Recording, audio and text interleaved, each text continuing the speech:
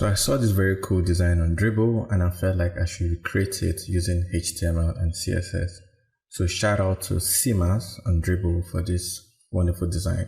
So the first thing I did was just to fire up my Figma and try to prototype the design and just see how it looks like and what the field is going to be like.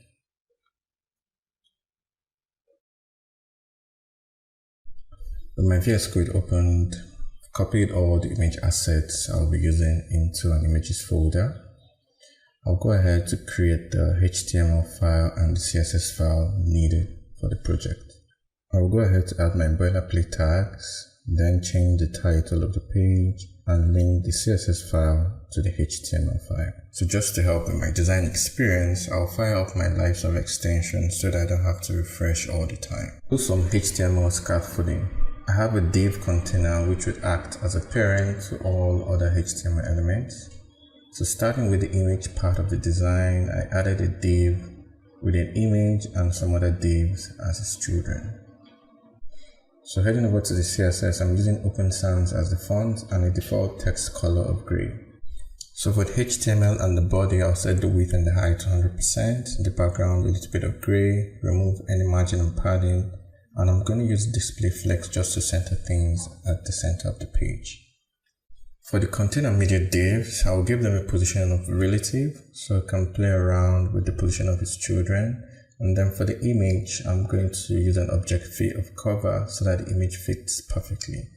And for the title, I will use an absolute position and specify exactly where I want it to be.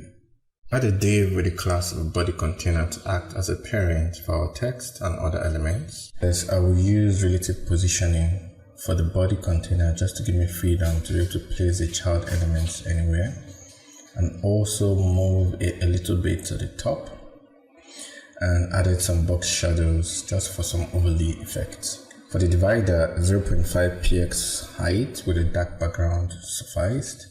For the follow button, I used absolute positioning to place it exactly where I wanted it to be and added some shadow for effect. And for the hover state, I used filter just to tweak the brightness of the button. So in the HTML, I added a div with a class of friends container to act as a parent for the friends list, avatars, and the counter.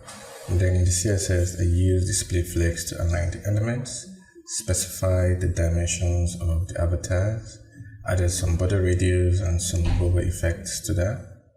And then for the bottom navigation, I used absolute positioning to align the navigation at the bottom and added some hover effects.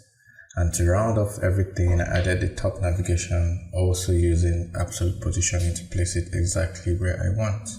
So I'll share the link to the full source code where you can see exactly everything I did and make some tweaks if you want to play around with the design.